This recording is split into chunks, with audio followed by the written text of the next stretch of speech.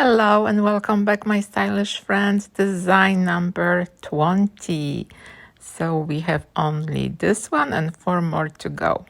Select 2 different color yarn, and depends which yarn color you want the design to appear. I want to select white. I will start with the white colored yarn. So that's our contrast ring color yarn. And I'm using 7mm hook. And I start my granny square by chain 4 and I start making clusters. In round number 1 we have to alternate the color clusters. So I started with white, now I'm making gray. I will switch again to white and I finish with gray. So it's fairly easy beginning. And because we're working on this 10 months now, I believe you're very familiar how we changing yarn color and how we making different designs. So let's change yarn color again, and this will be my last cluster. And again, if you're new to the channel, welcome. And if you need instruction how we making granny squares, there is a video on my channel how to make granny square in one color. You can find all the links in description of the video.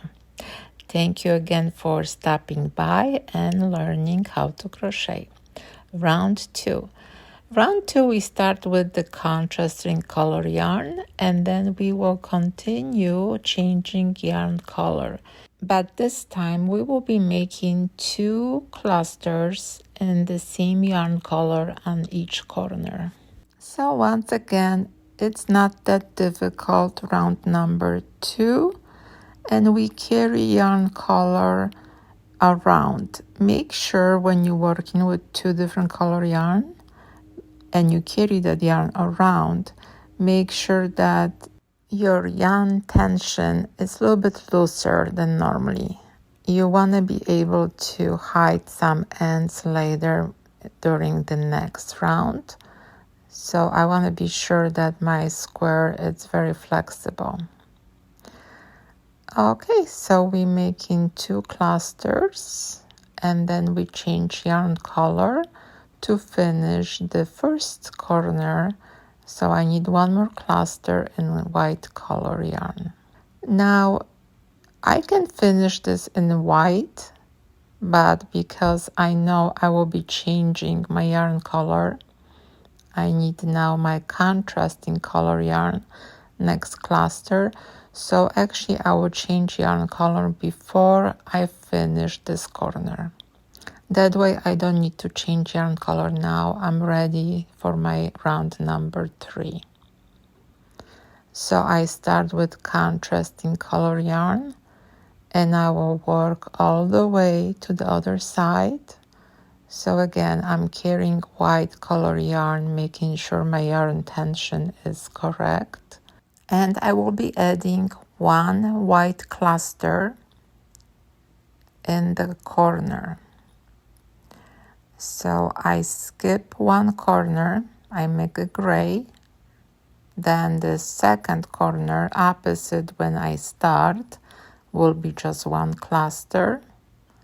And I will change yarn color again, go all the way around, and once I reach my design, I will add 1 cluster to the design. So let me know if you have any questions. Let me know which of design we learned so far is your favorite one. This is design number 20. We have only 4 more to learn for this year, and I really hope you incorporate all 24 that we're learning this year in your 2024 blanket.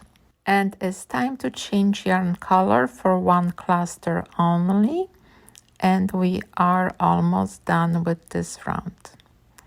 So I'm changing yarn color again to finish my corner because I know I will be using the gray color yarn, which is my main color yarn. So I start with my main color yarn, round number 4, and we are making only 4 rounds. So this is my last round. I carry my contrasting color yarn around And at this time, I will add 2 clusters in front of my design. And I want to show you how I hide some of the carryover yarn by placing my hook under the carryover yarn. That's why it's important that the carryover yarn tension is looser. This way I will bring this yarn up and will be more hidden. Okay, we have one more cluster here on this side, and then we will work with main color yarn all the way to the other side.